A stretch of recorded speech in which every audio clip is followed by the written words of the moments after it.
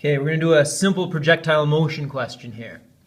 So our simple projectile, a ball leaves the ground at 7 meters per second, 40 degrees above the horizon. So that's the angle of elevation.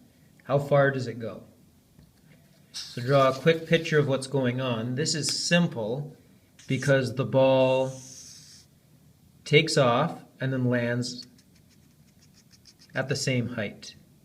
And we're trying to determine how far it goes. That would be the displacement in the x direction.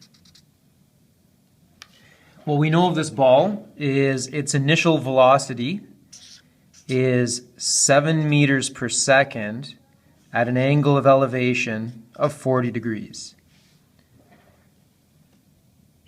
The way we solve these problems is this. We're going to analyze how long it's in the air by looking at the vertical component of its velocity. We're then going to use the time that it's in the air and the horizontal component of its velocity to determine how far it goes. So let's look at our initial vector, our velocity vector of 7 meters per second, 40 degrees above the horizon. So this is 7 meters per second, and we're 40 degrees above the horizon. This vector can be split into two components, a horizontal component and a vertical component. Vertically, that's going to be 7 sine 40, and horizontally it is 7 cos 40.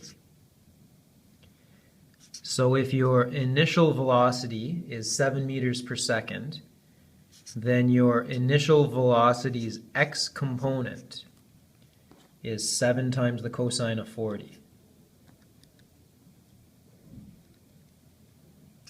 5.36 meters per second up. Sorry, forward.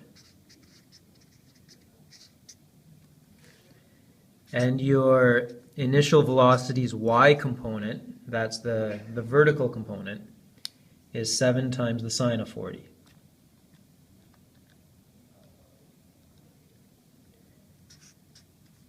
.5 meters per second up.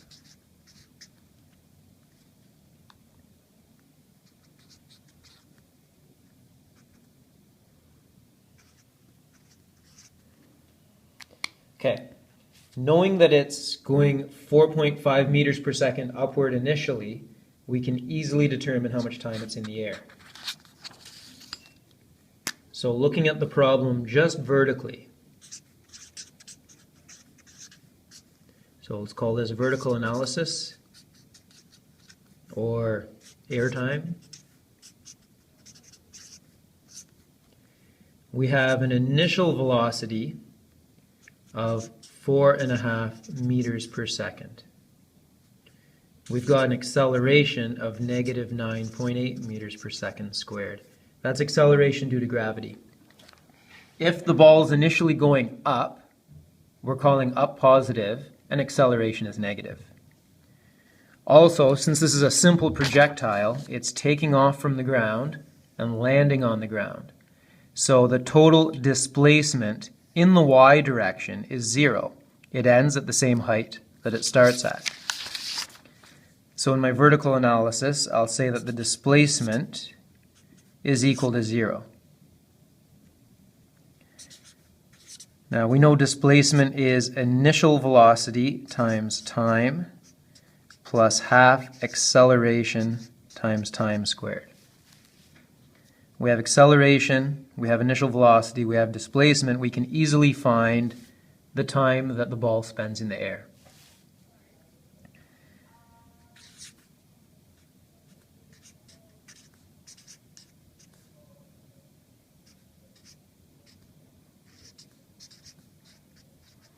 Okay, I have minus 4.9 delta t squared because acceleration is negative 9.8, half of that's negative 4.9. Because this starts and ends at 0, I'm not going to use the quadratic formula. I'm just going to pull out my common factor. So my common factor here is delta t.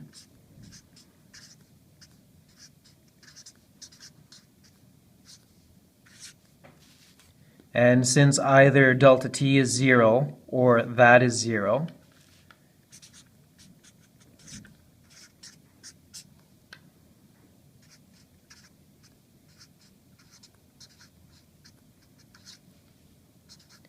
delta t is 4.5 over 4.9.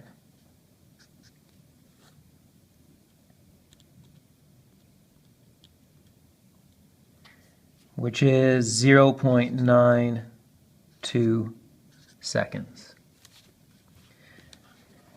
I have two solutions here.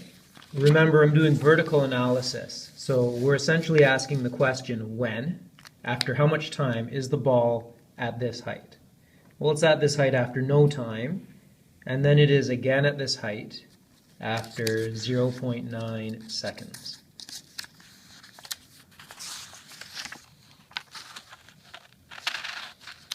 Okay, now horizontal analysis.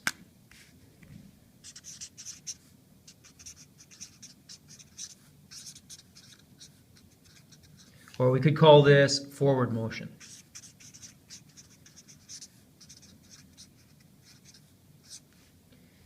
The velocity that the ball has is the x component of its initial velocity.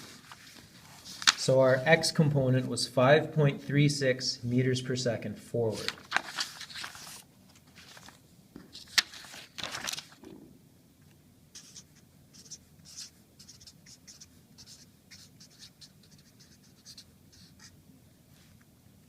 The amount of time that it's in the air is 0.92 seconds, as we determined here from our vertical analysis.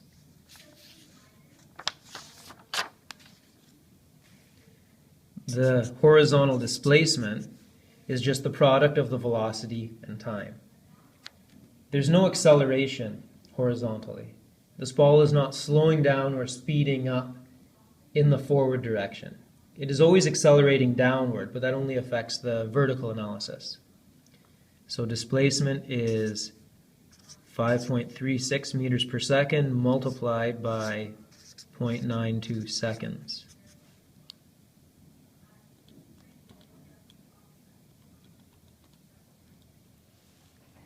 Giving us 4.9 meters forward.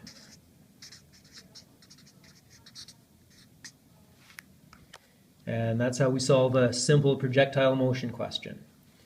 So the ball started here. It left the ground, so it was kicked upward with an initial velocity of 7 meters per second, 40 degrees above the horizon. Given that acceleration due to gravity is 9.8 meters per second squared downward, that ball would have gone up, fell back down exactly 4.9 meters from where it took off. We solve that by breaking the initial velocity into a vertical component and using that to determine how much time it spent in the air, and then looking at the horizontal component of velocity and multiplying that by the amount of time it was in the air to determine how far it traveled. A variation on this question could be changing the height where it lands. So perhaps the ball was kicked up and then landed on a cliff or on a block or on a table. If that was the case, then our vertical analysis, instead of having a displacement of 0, would have some other number here. If the ball went upward, say went from the ground up and landed on a table, then our vertical displacement would have had a positive value. If the ball started on a table, so let's say our projectile was initially up here and it landed farther down, then our vertical displacement would be a negative number. In either case, that value just simply goes here in our vertical analysis, and that'll turn this into a full quadratic equation requiring the quadratic formula to solve.